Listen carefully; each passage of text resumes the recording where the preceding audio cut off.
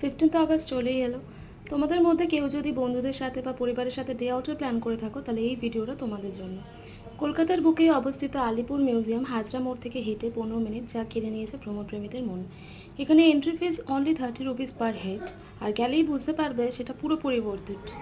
আমি যখন গেছিলাম দুপুরের দিকে বেশ ফাঁকা ছিল, শান্ত পরিবেশ, পাখির ডাক আর দূর থেকে ভেসে আসছিল স্বাধীনতার গান। তারপরে একে একে ফাঁসির মঞ্চ, নেহেরু কক্ষ, পুলিশ মিউজিয়াম, নেতাজি কক্ষ, আরও বিপ্লবীদের বিষয় অনেক অজানা তথ্য জানতে পারলাম। অনেক মৃত্যুহীন প্রাণদের স্মরণ করিয়ে দিয়েছিল এই আলিপুর মিউজিয়াম। এছাড়াও জায়গাটা ফটোশ্যুটের জন্য একদম পারফেক্ট ছিল।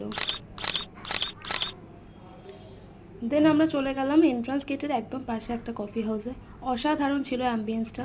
কফি খেতে খেতে ভিউটা এনজয় করলাম, বেশ ভালোই লাগলো। শুধু ইন্ডিপেন্ডেন্স ডে বলে না, যে কোনো দিনই তোমরা ঘুরে আসতে পারো। মানডে বাদে বাকি সব দিনই 12টা থেকে 6টা অবধি ওপেন থাকে।